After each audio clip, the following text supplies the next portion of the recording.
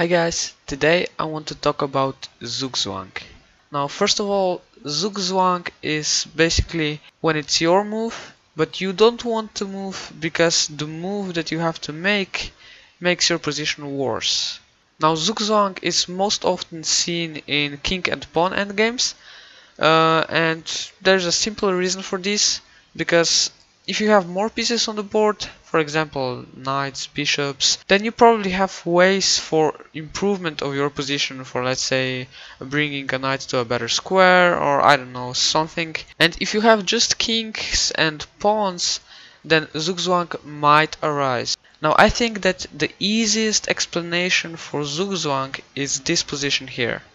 As you can see, black has only one square available for him, and this is this g7 square, because all the other squares here are protected.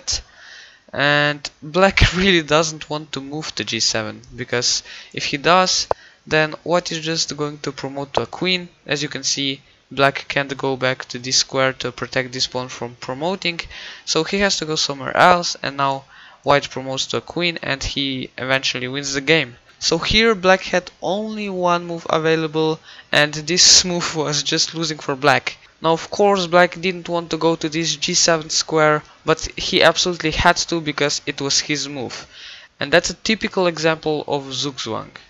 Now I want to show you one example that is more complex. So let me just show you this example here, so you will understand this topic better. Now in this position, as you can see, white's king is really centralized, like it has to be in the endgame. You want to always in the endgame bring your king to the center, so it's going to be active. And we can clearly see that white is going to play for a win, because his king is in the center, this king is on the 7th rank, he's closer to these two pawns, which means he's going to get them easier. And the only winning move basically in this position is to play g3. And this is a really critical position right now, because you have only one winning move. All the other moves leads to a draw, so you have to play g3 here. And I'll just show you the other options why they don't work. Now if you play g4, this is a blunder, because your opponent is just going to play king to d7, and as you can see, he's defending all of these important squares here, so your king can't really occupy them.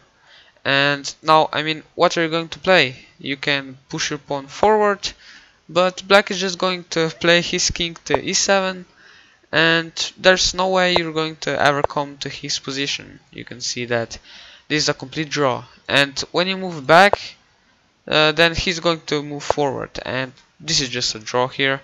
So that's why you can't play g4 in this position. And if you play d4 here, for example, then it's the same thing, because black is just going to play his king to d7 and e7, and you can do anything. If you go for this pawn here, then black is just going to go for your pawn on d4. So for example, if you go for this pawn here, this is really not what you want, because now both sides are going to promote to a queen, which you of course don't want, because you're playing for a win, and this is just a draw here.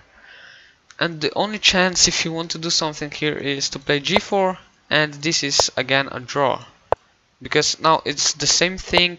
And if you think that you can go for this pawn now and promote faster than he can, and you play king to f5, and he's basically going to follow you, and he's going to defend his pawn at the right moment. And now, I mean, if you go back, then this is just a draw opposition here. And if he goes there, then this is actually losing for white, because black just defends his pawn. Now the only move for white is basically, you can see he has no moves, to play g6 here with a check. And now black plays king to f6, and now it's a Zugzwang. As you can see, white wants to protect his pawn, but he can't, because this square is protected by this pawn. You can't play d5 obviously, and you just have to go to a square like this, and you give up your pawn, and now black is just going to promote to a queen. So that's why this doesn't work for white here.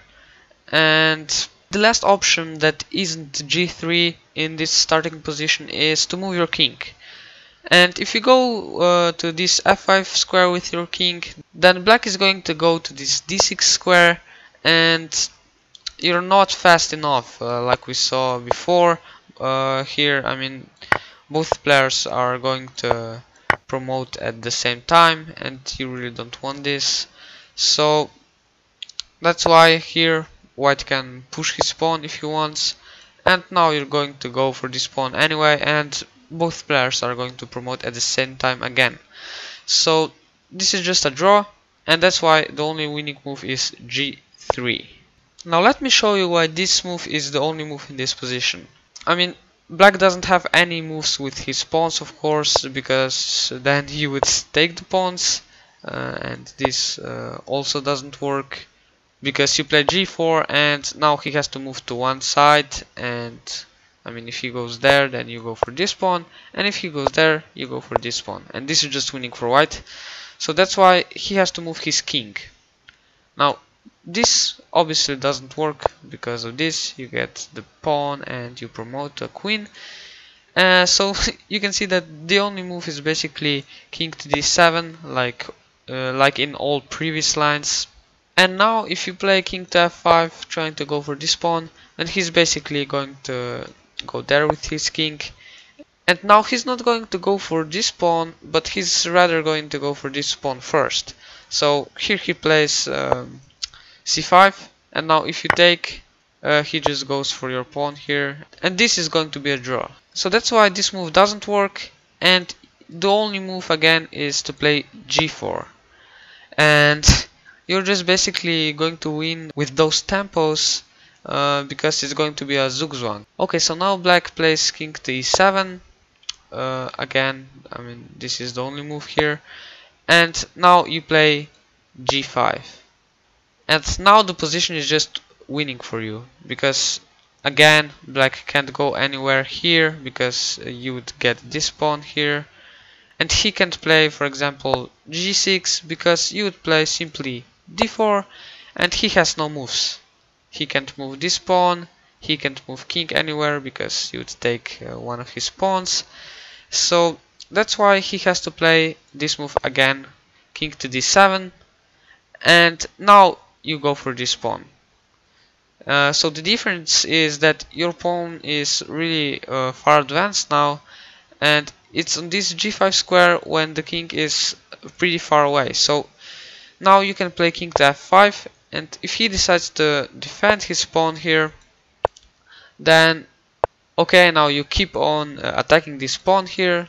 You go to this h7 square, and no matter what he plays, if he plays this move, for example, because I mean he doesn't want to move anywhere else because this pawn falls, then you just simply play g6, and we can see it here. It's a Zugzwang because black is on move and he doesn't want to move because he's going to lose the position. You can see black has no good moves here. This is losing because of this, obviously, and these squares are protected by white, so he has to move somewhere else, for example here, and you just take the pawn and queen. So this here is just winning for white, and this is Zugzwang. And now the second option is, of course, to play king to f7, and now you just push your pawn forward, you check him, and now again it doesn't matter where he goes. If he goes there, you can play either king to h8 or just simply d4, and he has no moves again, and he would have to give up his pawn and lose the game. Now the other option for black is to play king to f6, but this is again losing for black because of this simple move d4, and now black again is in Zugzwang. He can't play obviously c5 here, and his king really can't protect his pawn anymore because he has to move to a square which doesn't protect it. For example, e7, you take the pawn and then you just promote to a queen. So I hope that after watching this video you understand what Zugzwang is, and you're going to be able to recognize it in your own games. In our next video we're probably going to go over the mind squares, but for now, thank you guys for watching. Don't forget to turn on the notifications so you don't miss any video, and I'll see you in the next one.